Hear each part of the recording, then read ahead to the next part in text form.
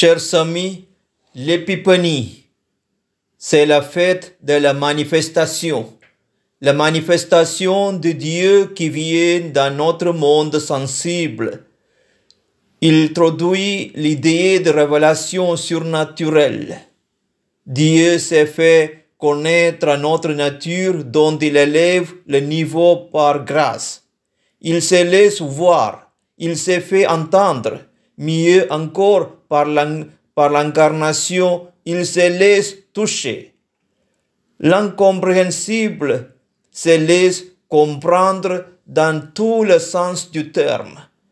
L'Épiphanie exprime la manifestation tangible de la présence divine parmi les hommes. Pour nous chrétiens, Dieu désormais n'existe pas seulement dans le ciel. Il se rend présent au milieu de nous.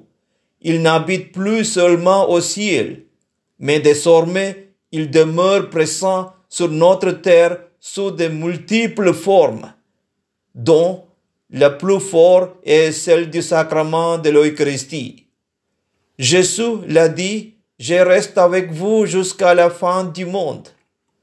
Le christianisme n'est pas seulement une religion de la foi au Dieu unique véritable, il est encore celle de la présence manifestée de lui-même parmi les siens, particulièrement en son Église.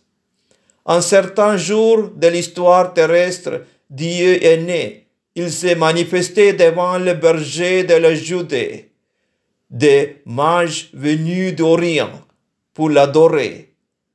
Né sous Hérode le Grand, il a rendu témoignage non pas seulement devant ses disciples, mais sous Ponce Pilate, devant le grand prêtre Caïphe lui-même. Il a accepté la croix qu'on lui a présentée pour nous sauver.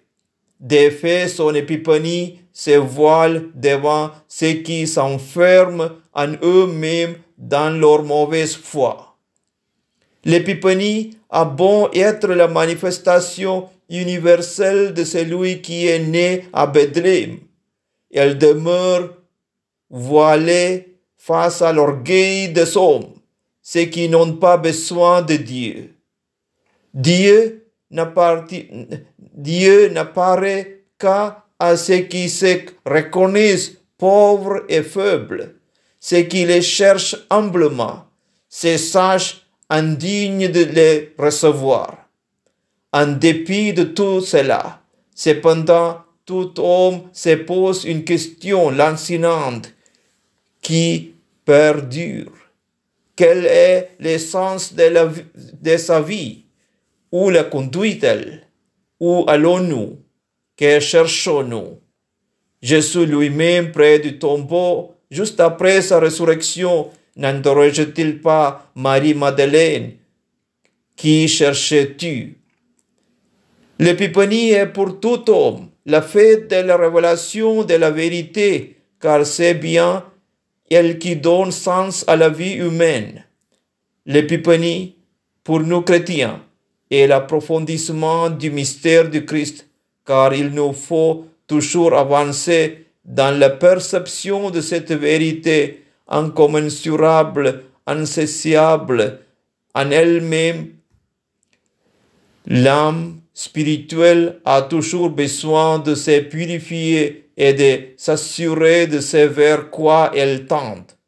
Elle doit croître dans cette certitude de la présence invisible qu'apporte la foi en ce Dieu créature, sauveur et divinisateur. Approchez-vous de l'enfant de la crèche, nous sorte Saint Bernard. Vous serez illuminés. Cependant, ne brillez pas en vain à sa lumière. Laissez-vous consumer par son feu.